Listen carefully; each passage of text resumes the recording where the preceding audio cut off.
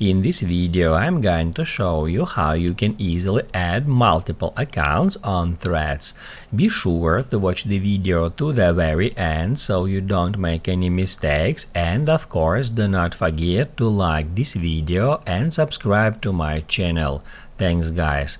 So let's get started, and first off, open up Threads application.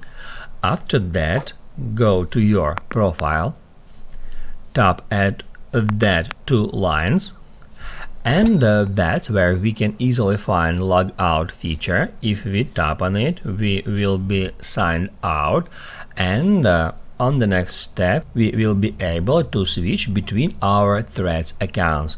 All we have to do is just tap at switch accounts, and it will show you all of your Instagram accounts you are currently signed in on that device, and then we'll be able to easily switch between them. That's how you can easily add multiple accounts on Threads.